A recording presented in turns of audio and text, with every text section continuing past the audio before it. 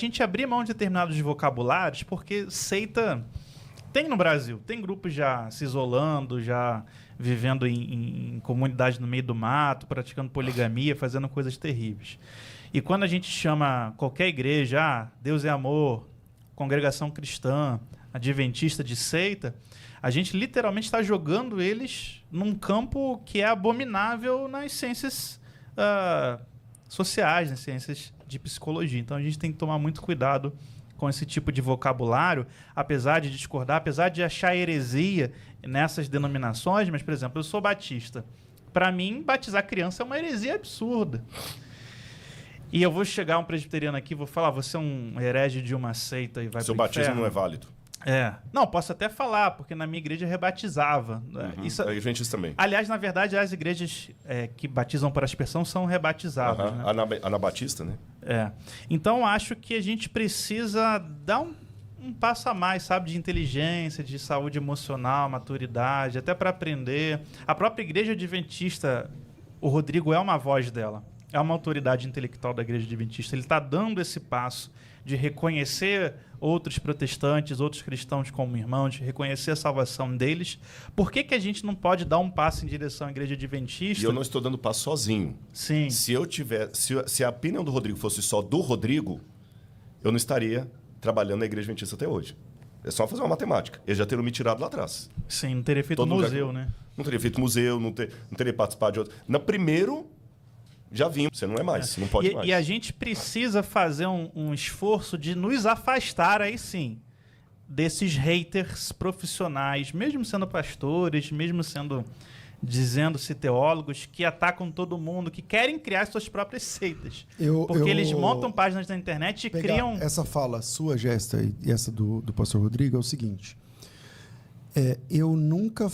Bom, eu devo ter errado já nisso, né? Mas nunca foi intencional, pelo menos. Eu nunca quis ser uma pessoa, sabe, reativa, que fica pegando um corte da pessoa e dali fazendo uma teologia e de ficar condenando a pessoa e tal. Eu entendo que algumas doutrinas do adventismo são equivocadas. Não, também. Para mim tem muitas heresias mesmo. São bem complicadas. Então, por exemplo, para mim, a espinha dorsal não é o sábado. O problema maior do adventismo sétimo dia, na minha opinião, é o que acontece depois do grande desapontamento. Então, no day after do grande desapontamento, nasce uma doutrina, e essa doutrina ela é exclusivamente adventista, e ela mexe com o sistema de salvação. Então, esse é um problema. A gente pode... Aí fica meu convite. Vamos discutir isso também, por exemplo. Doutrina do santuário. Que é a doutrina do santuário. Para o adventista, o pai e o filho agora estão deliberando sobre a salvação das pessoas, começando em Adão. E quando terminar esse juízo, é a volta de Jesus. Entende? Então, eu não acho coerente, não acho bíblico, não tem documentação, não tem nada. Então, isso é um problema. Agora, isso não me dá direito de desmerecer pessoas ou de ser, sabe, jactancioso, panfletário, ou reativo. Hater, né? Ódio puro. Hater. Ódio puro. Eu acho que o cristão não pode ser hater. O apologista não pode ser hater. Primeiro, que a palavra apologia significa defesa e não ataque. Por isso que eu falei, não é cortando a orelha de mal. Imagina se o Agostinho fosse mal hater dos montanistas, defende. eles nunca teriam se integrado de novo na igreja. Então, vamos lá, você que está estudando teologia, quer se formar em apologética, não é porque a FTB tem curso de apologética que eu estou falando isso. Apologética ou apologia é defesa, não é ataque. Quando você sai dando tiro para todo lado, pegando cortes, fazendo reacts, não sei o que e tal, atacando as pessoas, zombando, por mais... Eu não vou falar agora do adventismo, mas por mais esdrúxulo que seja a fé da pessoa... Nós temos maus exemplos no adventismo é a também. fé da pessoa. Claro. Então você tem aqui no Brasil a Igreja Apostólica da Santa Vó Rosa. Você conhece? De criança, de ouvir no rádio. Ok. Programa Hora Milagrosa. Hora Milagrosa, no rádio. Ok. É uma doutrina teologicamente esdrúxula, porque ela é o Espírito Santo na cabeça desse pessoal. Então, quando você vai orar, você ora em nome do Pai, do Filho e do Espírito Santo, que é a avó Rosa, da Virgem Santíssima e agora do Santo Irmão Aldo. Toda oração tem que ser assim. Então, por mais esdrúxulo que seja a fé, como esta, a pessoa não merece ser desrespeitosa. Eu não posso ser descortês com essa pessoa falando, peraí, vamos conversar à luz dessa sua ideia. Por que o irmão Aldo é essa pessoa? Por que você entende que a avó Rosa é o Espírito Santo? Vamos teologar sobre isso. Essa tem sido a minha posição. Então, nesse ponto, eu não acho que a apologética deve ser descortês, o apologista não pode ser descortês, não pode ser reativo, não pode ser hater. Hater e cristão não combina. Porque o cristão, ele ama. E hater é o odiador, é aquele que odeia. Entende? Então, essa é a minha posição. Entendo que o adventismo... 1 João, né? Se você João. Não ama, você não conhece a Deus. Eu entendo que o adventismo tem problemas seríssimos na sua doutrina. Estou disposto a conversar a hora que for, aonde for. Não sei se eu tenho competência técnica para isso tudo, mas estou disposto a conversar. Sem nenhuma bajulação. O único ponto que para mim é uma seita assim, mas eu não tenho que desmerecer as pessoas. O único ponto que eu entendo e respeito é que você ainda não me considera irmão, é que isso que é o ponto nó para mim.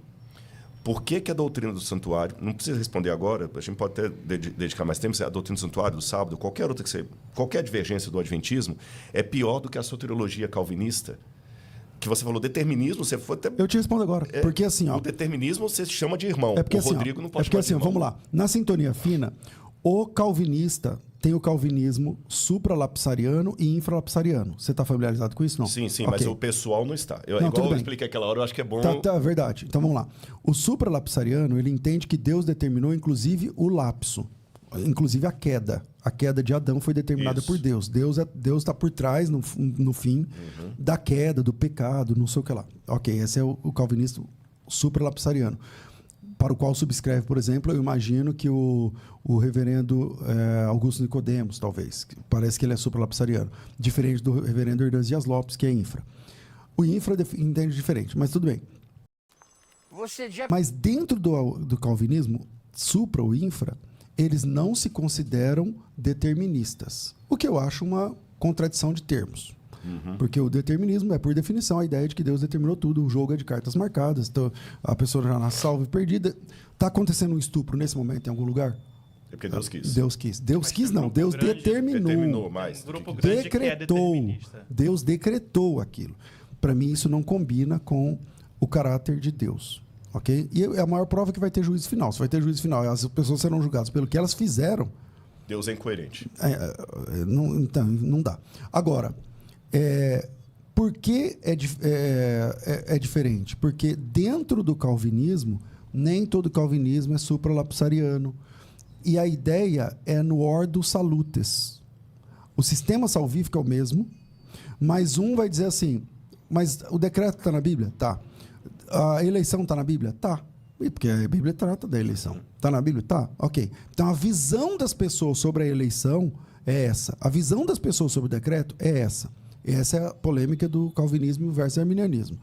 Diferente do adventismo, que apresenta uma doutrina que só eles têm essa doutrina. Ninguém mais tem a doutrina do santuário. Essa doutrina é só os presbiterianos que têm os ramos que vieram deles. A predestinação de Agostinho não tem nada a ver com a do presbiteriano.